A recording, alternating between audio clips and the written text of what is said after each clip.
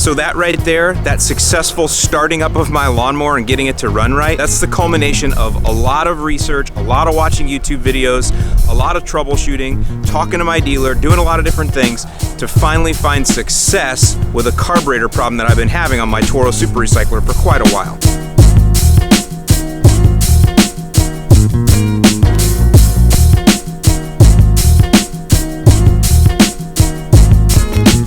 Let me get you up to speed and then kind of tell you what this video is really about here. And before you guys say it, yes, I'm cold. It's all relative, guys. When you go from 70 to 50, that's a huge shock to your system. Just like you guys up north that went from 40 to 20, same thing. The good news is I can still enjoy this beautiful sunshine here in St. Pete. Hey, what's up, lawn care nuts? Thanks for coming back for yet another video here in the middle of the frozen, cold winter. You see, back several weeks ago, I actually had a problem with my mower. I was cranking on it and it wouldn't start. In fact, it got so bad that it flooded really bad. So I started messing around, breaking things down, and discovered that my air filter was extremely dirty. In fact, completely clogged. And that's just because of all the work that I've been doing in rehab and stuff, and all the sandy soil here stirring up dust really caused it to clog. So I went ahead and replaced it, figuring maybe that'll be a quick fix for me. But as it turns out, the problem was a lot more serious than that. But I still wasn't really willing to admit that, so what I did is I went ahead and then replaced my spark plug, because it definitely needed to be replaced. Figuring maybe that's the issue. So I had replaced the air filter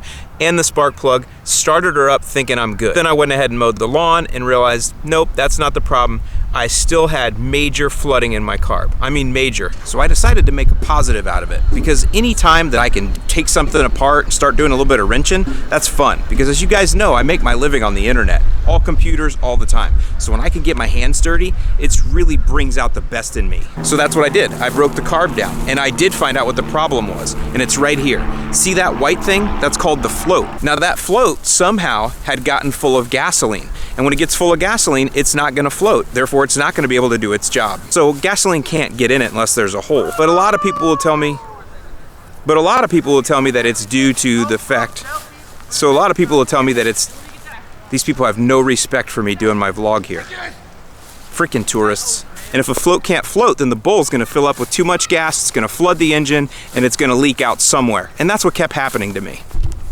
Here's the thing though, I am definitely not an expert on repairing small engines. I'm just not. I'm smart enough to realize that. So this video is not a how-to, because I'm sure I made a ton of mistakes here. But I am a guy that's pretty handy. I mean, when I was a kid, my dad and I, we had a 1969 Cougar, and we broke it down. We replaced the brakes, the brake lines, the master cylinder, the starter. We did some carburetor work, new points and plugs, set the timing. So, you know, I'm a guy that's done a little bit of wrenching, but that does not make me an expert. So I did exactly what you guys do when you have a problem, and that is I watched a ton of YouTube videos. In addition to that, I went to my dealer, Northeast Mowers, and I talked to Chris over there and just asked a bunch of questions. What do I need? What can I get? Make sure I get the right parts. And then the third thing I did is I actually downloaded the maintenance manual from Toro, which I'll link to below in the description. After I did all those things, I felt like, you know what? I'm ready to tackle this on my own. I'm gonna go ahead and fix this problem, which is to go ahead and replace the float. But while I'm there, I might as well go ahead and replace all the gaskets and all that kind of stuff too, since I've got it all broken down. And so that's what I'm doing. Now, the other thing that you can do is I've got a lot of really smart subscribers here, and I know that they're gonna tell me all kinds of things down in the comments, things I did wrong, things I did right, things I could have done differently. So read the comments too, and that will help you on your journey if you're having carb problems with your Toro Super Recycler. So with that, it did give me an excuse though to go ahead and do something that I would consider myself a little bit better at, and that is to set up a camera rig. And so the first thing I did to make sure that I could, you know, give you guys the right visuals is I went ahead and set up an overhead camera rig, DIY style. So here, let me show you how I did that first.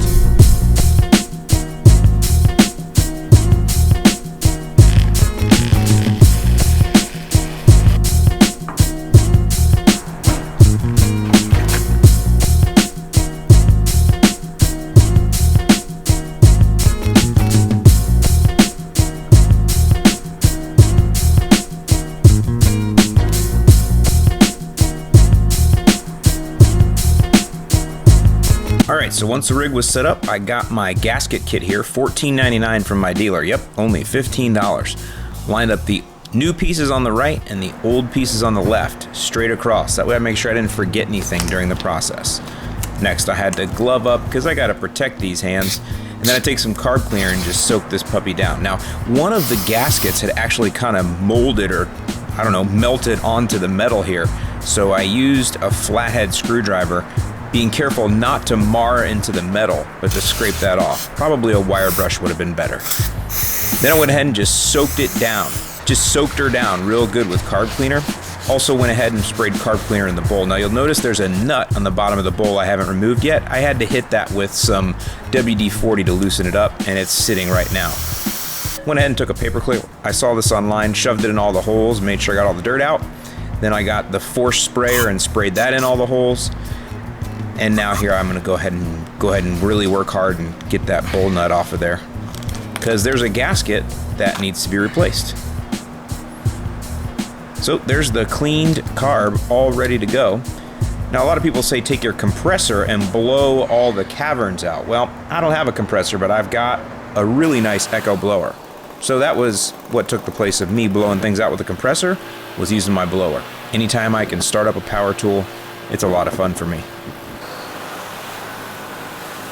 So there she is, the cleaned carb. Time to put her back together. So this is the float pin, and it also has got a spring that's with it. So you got to put the spring on top of the pin and then slide it into the float.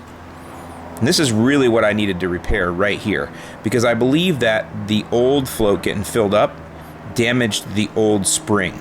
So I went ahead and replaced the spring and the pin all at the same time. And again, this all came in this kit together. Then it's a matter of just seating the new pin.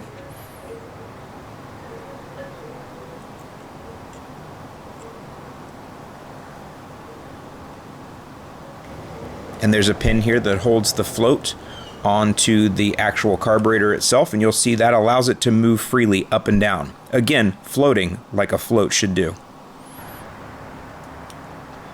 Next, I put the gasket back onto the, I think that's a drain plug is actually what that is. So that's got a gasket on it, put that back on.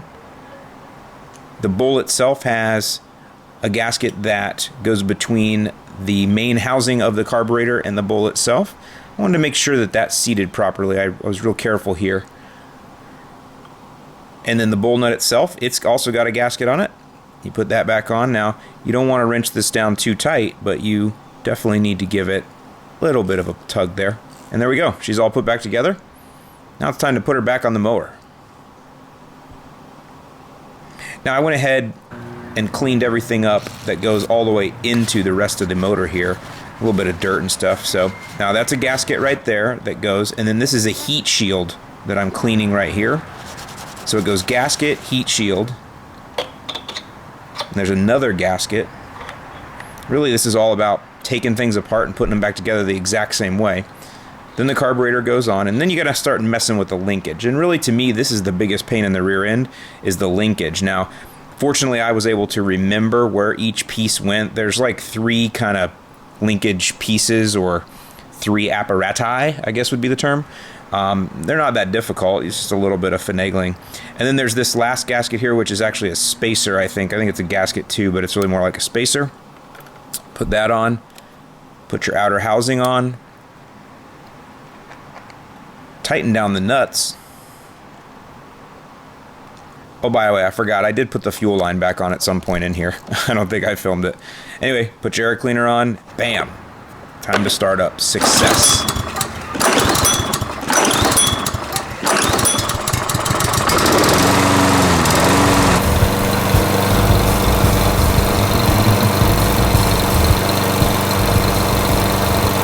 So there you go.